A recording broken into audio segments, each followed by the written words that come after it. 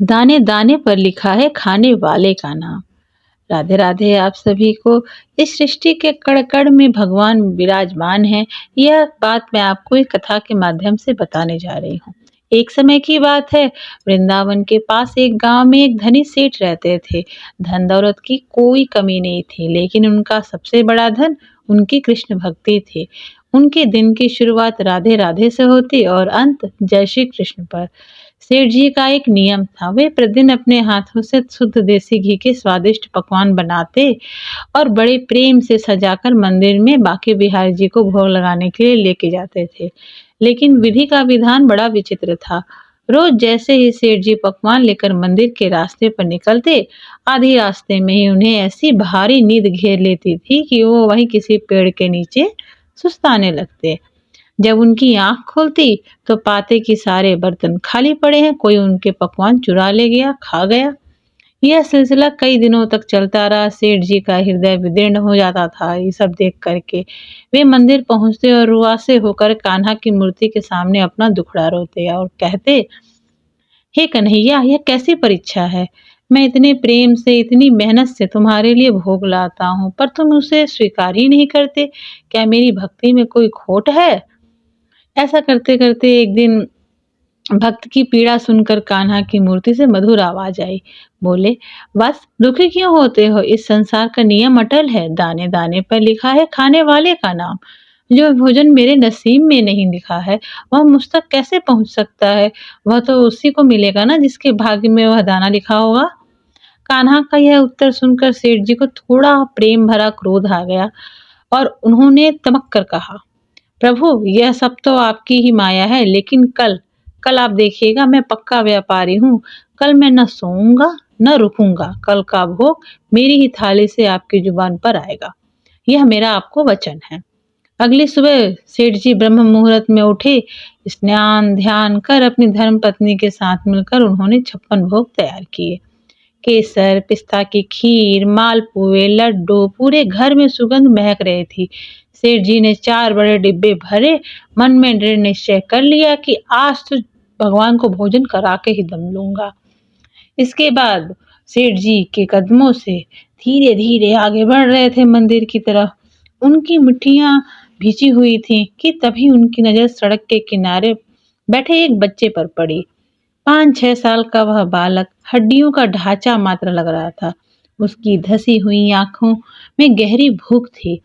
उसने कांपते हाथों को सेठ जी की ओर फैलाया और बड़ी क्षीण आवाज में बोला, बाबा, बहुत भूख लगी है, कुछ तो दे दो। सेठ जी के कदम ठिठक गए। उनका संकल्प डगमगाया। उन्होंने सोचा, एक लड्डू देने से क्या होगा, भोग तो बहुत सारा है। करुणा के वशीभूत होकर सेठ जी ने डिब्बा खोला और एक बड़ा सा लड्डू उस बच्चे के नन्हे हाथों में रख दिया। लेकिन ये क्या?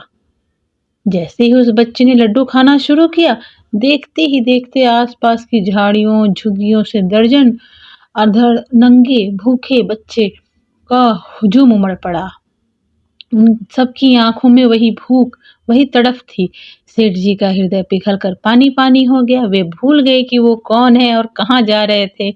उन्हें उन बच्चों में बाल गोपाल दिखने लगे। वे पागलों की तरह एक एक करके सारे डिब्बे खोलते गए, अपने हाथों से उन बच्चों को खिलाने लगे। जब आखिरी टुकड़ा भी खत्म हो गया और बच्चों के चेहरे पर तृप्ति की मुस्कान आई, तब सेठ जी को होश आया। फिर बोले, हे भगवान, ये मैंने क्या किया? मैंने तो कन्हैया को वचन दिया था, आज मैं फिर हार गया। आज फिर मेरा प्रभु भूखा रह गया। भारी कदमों, ग्लानि से भरे मन के साथ सेठ जी खाली हाथ मंदिर पहुंचे। वे मूर्ति के सामने जाकर सिर झुकाकर बैठ गए। उनकी आंखों में पश्चाताप के आंसू बह रहे थे। वे कुछ बोल नहीं पाए। तभी मंदिर के गर्भगृह में एक अद्भुत प्रकाश हुआ और साक्षात बांके बिहारी प्रकट हो गए। वे अपनी पीताम्बरी ठीक करते हुए बोले, अरे सेठ, बैठे क्यों हो? जल्दी लाओ मेरा भोग। आज मुझे बड़ी जोरों की भूख लगी है। तुम तो कह रहे थे ना कि आज खिलाकर ही मानोगे। सेठ जी फपक फपक कर रोने पड़ लगे।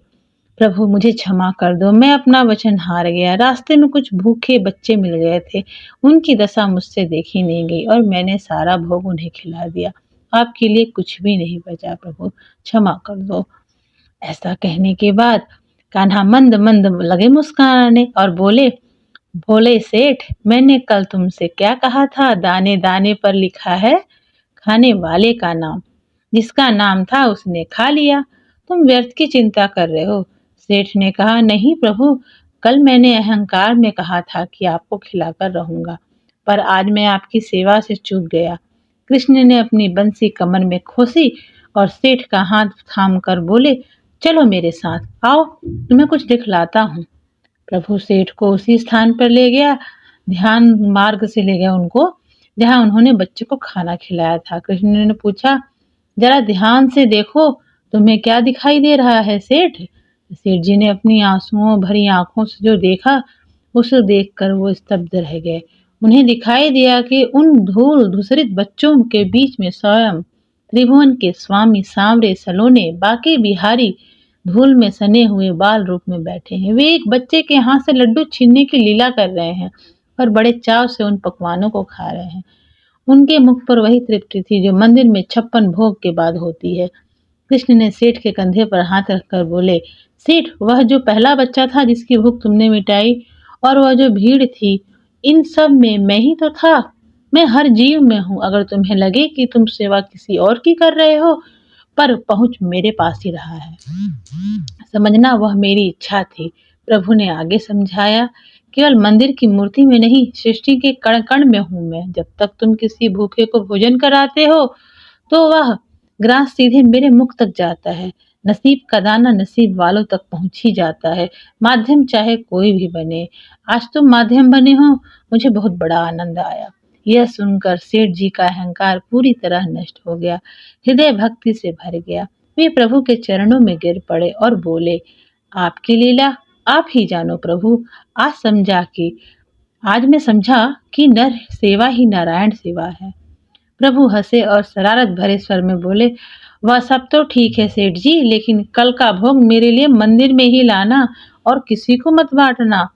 मंदिर गूंज उठा प्रभु और भक्त की हंसी से। हा हा करते दोनों प्रभु और भक्त हंसने लगे। ईश्वर केवल मंदिरों में नहीं, बल्कि जरूरतमंद जीव के भीतर निवास करते हैं। अपनी इच्छा के न पूरा होने पर ईश्वर को कोसने की बजाय उसमें छिपी उसकी रजा मर्जी को भी समझना ही सच्ची भक्ति है। कैसी लगी यह कहानी? जरूर बताइएगा। जय श्री कृष्ण।